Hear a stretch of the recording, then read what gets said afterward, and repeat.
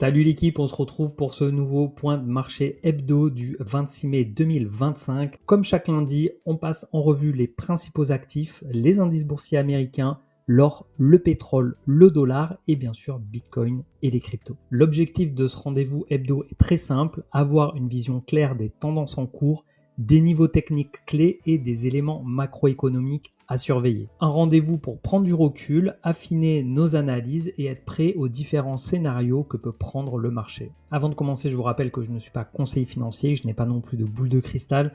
Je vous partage simplement mon analyse et ma vision du marché basée sur la psychologie des marchés au travers de l'analyse technique et rien dans cette vidéo ne constitue un conseil en investissement.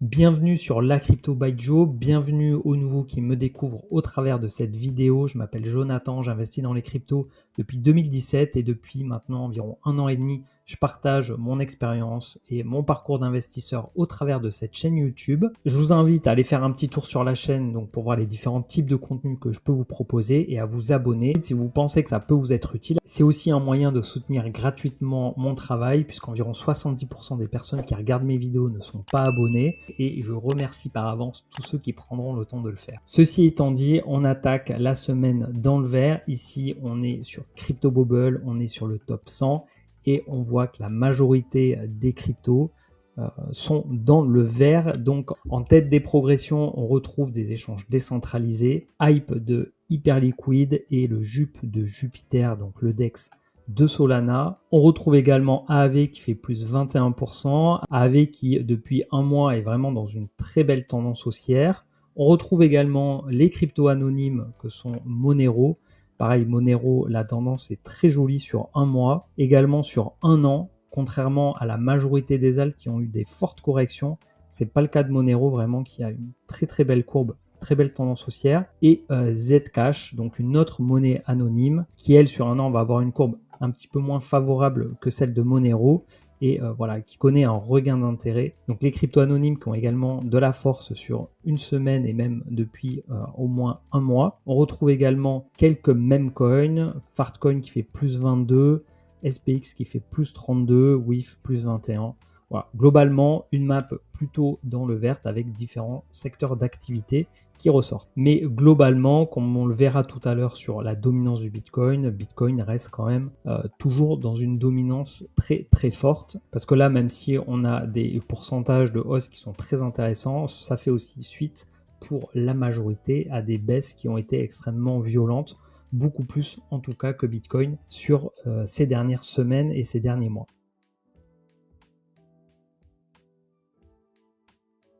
Sur la fin de semaine dernière, on a vu les marchés un peu partir à la baisse suite à l'annonce de Donald Trump de mettre des droits de douane de 50% dimanche. Donc hier, il nous a annoncé que suite échange avec Ursula von der Leyen, le délai était accordé jusqu'au 9 juillet, ce qui a permis du coup de regagner la confiance des investisseurs. On est toujours dans un jeu de négociation.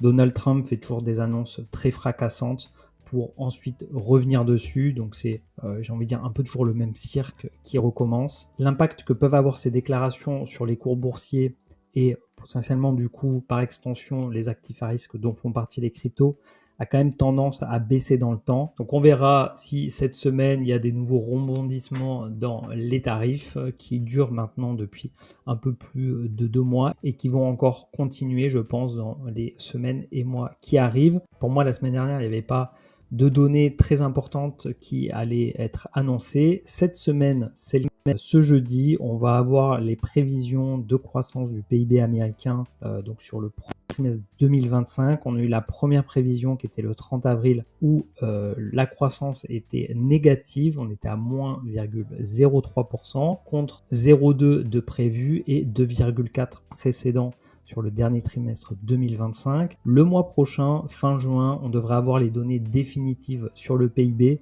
Mais voilà, potentiellement déjà, les prévisions attendues ce jeudi peuvent avoir un impact. Je pense que si on est toujours en négatif et si un PIB en négatif se confirme, ça pourra avoir un impact négatif du coup sur les marchés à risque. À l'inverse, si ces données repassent dans le positif, voilà, ça pourrait rassurer les marchés et les investisseurs. La semaine dernière, je titrais dans cette vidéo hebdo direction les 110 000. Ça a été le cas. On a tapé un nouvel ATH autour des 111 800 $. Ça s'est fait donc sur la fin de semaine, sur jeudi, avant l'annonce de vendredi des droits de douane supplémentaires potentiels de 50% sur l'UE. Il y a eu une baisse de 4% avant là en ce moment de rebondir tranquillement. Je me suis mis exceptionnellement en journalier puisque d'habitude je regarde les graphiques en semaine ou en mensuel pour vous parler de quelque chose dont on a pas mal parlé la semaine dernière, c'est ce croisement bullish des moyennes 50 et moyenne 200. C'est ce qu'on appelle une golden cross. Donc quand je vais changer la couleur peut-être pour que ce soit un petit peu plus visible, augmenter l'épaisseur du trait. Donc en bleu, on a la moyenne mobile 50 qui est donc plus court terme, 50 périodes, donc 50 jours.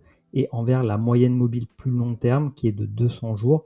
Et donc quand la moyenne court terme croise à la hausse la moyenne long terme, c'est un signal haussier, donc c'est ce qu'on appelle une golden cross.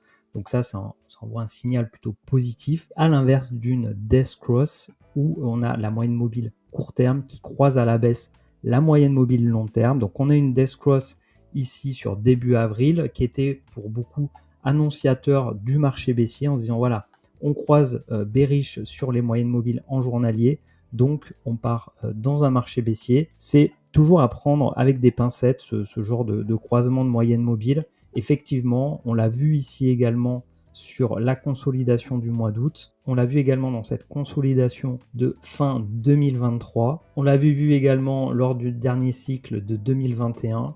Ici, on croise bearish, ici, on croise bullish. Voilà. Après, il y a des croisements qui s'avèrent plus justes que d'autres. Là, effectivement, on a croisé bearish et on a eu du coup tout le marché durant l'année 2022. Ici, on a eu un croisement bullish pour lancer le bull market qu'on connaît actuellement. Donc voilà, un indicateur qui pour moi n'a pas forcément beaucoup de sens, mais comme je l'ai vu passer sur pas mal d'articles, je voulais quand même vous toucher deux mots par rapport à ça. C'est pas parce que là ça croise bullish que c'est forcément l'enclenchement d'un marché haussier. En tout cas sur du très long terme. Hein. Ici on voit que ça a duré quand même un petit moment. Ça a duré ici de novembre 2023 à août 2024. Donc ça a duré quasiment un an. Après il y a des périodes où c'est plus court. Ici ça a duré 150 jours environ. Et si on regarde les niveaux auxquels on était quand on a croisé bullish, on était autour des 71 000. Ici, on a croisé bearish autour des 79 000. Voilà, donc ça fait toujours des petits gains si on achète là et qu'on revend là. Mais voilà, pour moi, c'est quand même à prendre avec des pincettes, vous l'aurez compris. Donc si je me remets ici en weekly, et d'ailleurs j'ai rajouté MACD et RSI, pour ceux qui aiment bien les croisements de moyenne mobile, moi j'ai une petite préférence pour les moyennes mobiles du MACD. En weekly, on a toujours quelque chose de très très positif. On est repassé du coup au-dessus de cette résistance qui potentiellement pourrait faire office de support maintenant. Donc autour des 104 000 $, on aurait une zone de support qui pourrait être intéressante. Donc pourquoi pas ici venir retester la zone avant de repartir. Ça, ce serait donc le scénario positif, ou alors le scénario qui serait plutôt bearish, ce serait de partir à la baisse et d'avoir un espèce de double top, puisque même si on est venu clôturer un petit peu au-dessus du précédent, on n'est pas non plus sur une impulsion extrêmement forte par rapport au top de début d'année, et donc on pourrait avoir un espèce de M-top comme ça pour une continuation ensuite baissière. C'est pas non plus un scénario qu'il faut exclure à tout prix. L'élément pour moi qui d'ailleurs est plutôt négatif sur l'évolution du prix du Bitcoin, c'est l'évolution des volumes que je trouve plutôt ici donc en décroissance. C'est vrai que dans une impulsion haussière, on aime quand il y a de la force, on aime quand il y a du volume. Si je vais voir également sur le CME, là les volumes sont plutôt stables, mais ça manque pour moi en tout cas de volume. On voit ici quand on avait eu la hausse, on avait fait des plus hauts en termes de volume. Là actuellement c'est pas le cas. Donc j'aimerais voir un petit peu plus d'engagement et un petit peu plus de volume. Au niveau mensuel, puisque cette semaine on va avoir la clôture mensuelle. Pour l'instant donc on aura une clôture mensuelle au-dessus de cette zone des 104 000. Donc pour moi un élément toujours extrêmement positif. Comme je le disais sur la vidéo de la semaine dernière, sur ce cycle on évolue par palier, par marche. en escalier. Donc ici, on a eu une première marche, une deuxième, une troisième. Maintenant, ce qu'on veut maintenant, c'est aller chercher donc la quatrième marche avec une belle impulsion haussière ici, au-dessus des 120 000 $. Du côté des terres, on voit au niveau des volumes qu'on est plutôt à repartir à la hausse. On voit ici qu'on a eu un très joli rebond sur le support des 1500 $. On a franchi également la zone des 2100 qui aurait pu être une zone de résistance puisqu'elle a fait office de résistance ici et elle a été beaucoup travaillée ici en support. Donc maintenant, on vise le prochain niveau autour des 3000 $. Pour l'instant, ça stabilise. Depuis, là, on est sur la troisième semaine. Il vient tout juste de commencer. Mais après une très belle semaine, donc au début du mois de mai, on a 2 semaines de stabilisation. Maintenant, voilà, ce qu'on attend, moi en tout cas, ce que j'attends, c'est de continuer la hausse. On a un RSI qui est très calme, qui vient tout juste de passer au-dessus des 50. Ici, on a un petit croisement bullish au niveau du MACD. Voilà, donc je reste quand même assez positif pour la suite pour l'ETH. Globalement, le marché des alts reste quand même dans une dynamique haussière puisqu'on voit qu'on a des bas qui sont de plus en plus hauts et des hauts qui sont de plus en plus hauts. Ici, je suis sur le total 2, donc c'est l'ensemble du marché crypto hors Bitcoin. Maintenant, ce qu'il va falloir, c'est aller chercher des plus hauts historiques, ici autour des 1,67 trillions de dollars. Ce à quoi il faut quand même faire attention, c'est que le nombre de cryptos augmente et également, on a pour pas mal de projets des jetons qui sont en cours de libération. Donc le fait d'avoir une capitalisation qui augmente, en réalité, vu qu'il y a de l'inflation, c'est normal, il y a plus de jetons en circulation. Et c'est une des raisons pour lesquelles quand on regarde crypto par crypto, on n'a pas des cours qui sont je dirais aussi en tendance haussière que celui du Total 2. Si on regarde du côté de la dominance, on voit qu'on est toujours dans ce canal haussier. On a fait une semaine dernière du coup plutôt favorable à Bitcoin versus les alts. On est quasiment pile au milieu de ce canal. Donc ce qui serait intéressant, c'est de voir ici si on va aller faire un nouveau plus haut que le précédent ou si on repart à la baisse pour potentiellement aller retester le bas du canal pour tous ceux qui espèrent, qui attendent du coup une saison des alts. Un marché crypto donc qui globalement se porte plutôt bien, mieux que les marchés boursiers américains. En tout cas, on voit ici le S&P 500 sur la semaine dernière qui a fait une semaine de baisse. C'est la même chose pour le Nasdaq. Donc probablement, on ira peut-être retester ici la borne basse avant de repartir, mais on reste toujours haussier. En tout cas, rien ne change pour moi de ma vision sur les marchés boursiers américains.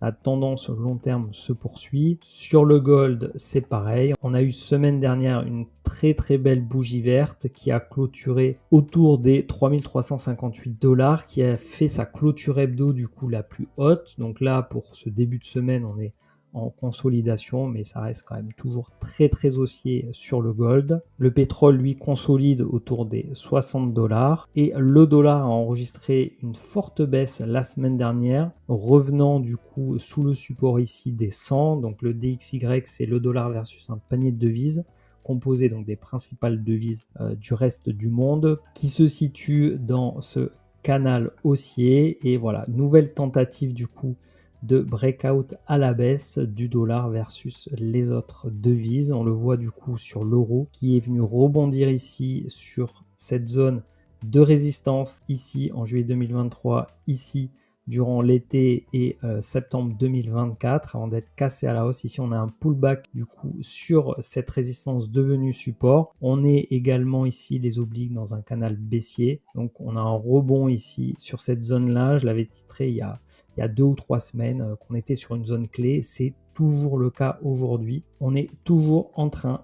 de travailler du coup cette zone clé pour la paire euro-dollar. Donc une cassure à la hausse voudrait dire une inversion de tendance. On sortirait du coup de ce canal baissier pour peut-être réimpulser une dynamique haussière de l'euro par rapport au dollar, ou alors peut-être qu'on va avoir une invalidation, une réintégration du coup dans le canal. Ça c'est pareil, il n'y a que le temps qui nous le dira, il faut patienter encore un peu. Et perso, si je faisais un peu de forex, c'est pas un moment que je choisirais pour me positionner sur l'euro ou le dollar. Et en ce qui concerne mes avoirs, je fais en sorte plutôt d'avoir un équilibre entre l'euro et le dollar, mais je ne prends pas le risque de me mettre 100% euro ou 100% dollar. Donc pour résumer, la tendance sur les actifs à risque que sont les cryptos et la bourse, on s'inscrit toujours donc dans une tendance haussière. C'est le cas également du gold. Maintenant, on reste vigilant face au potentiel danger que peut représenter les annonces de Donald Trump, notamment avec les tarifs. On reste également vigilant au PIB américain, dont on aura la deuxième prévision du premier trimestre 2025 jeudi cette semaine. La peur d'une récession plane quand même toujours sur le marché. Donc voilà, il faut rester vigilant au contexte et aux données macroéconomiques. On arrive maintenant à la fin de cette vidéo. Je vous invite à mettre un petit like si la vidéo vous a plu. Je vous invite également à me dire en commentaire ce que vous en pensez. Et si vous souhaitez que je passe en revue une crypto ou un actif, je vous invite à me le faire savoir dans les commentaires. Je vous donne rendez-vous très rapidement pour une nouvelle vidéo. Et d'ici là, portez-vous bien. Ciao.